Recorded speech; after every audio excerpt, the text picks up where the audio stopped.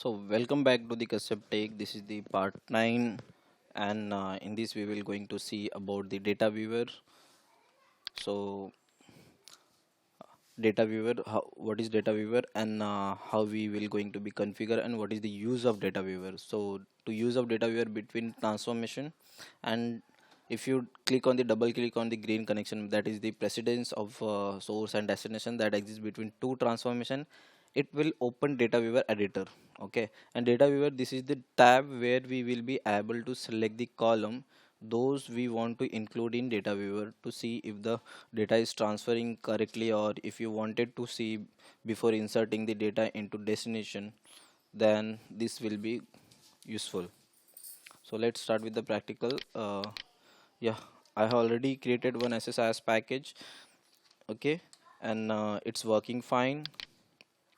First of all, I will truncate my destination table.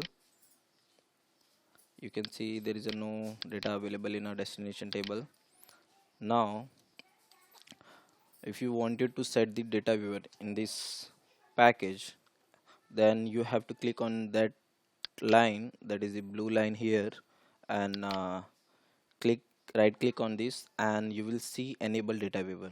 Just click on the data enable viewer, and you will see there is a one symbol was visible now, that is the search symbol. And when you double click on this, you will see one window, that is data flow path editor, in which you can see the property of the view column metadata, and you will be able to remove and add the columns.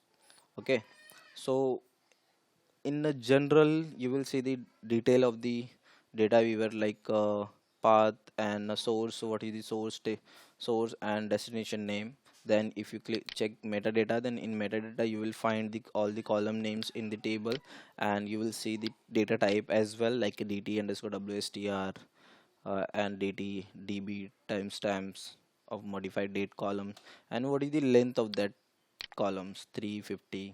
Okay, and when you check about data viewer, in this you will see two panel, like one is a unused column and displayed column. So basically when you set the data viewer, it will show all that those column which are added in a displayed column.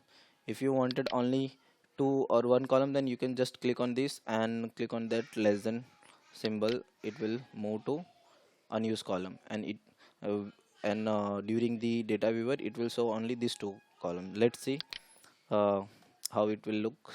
Click on the OK, then I will run the package.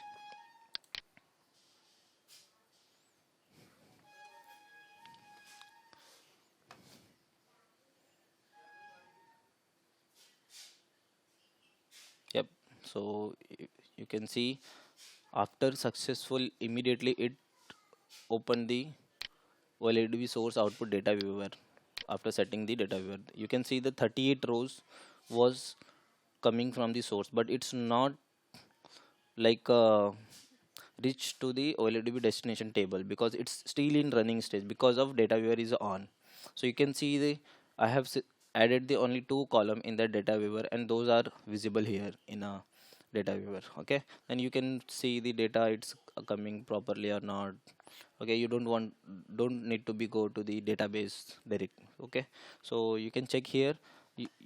There is having some like tabs, like plus means like plus and pause buffer, and detach the data viewer and copy the data from here to your excel or anything. Then if I let's see, if I click on this button, then what happened? So after clicking on this, immediately all the data 38 rows was transferred to the already destination, and it's a green signal. Okay, so this is the data viewer, and you can see the steps and all are here, how it's executed and how it's completed. Yep, that's it about the data viewer. So please let me know if is there any feedback about this video, and please share and subscribe. Thank you so much.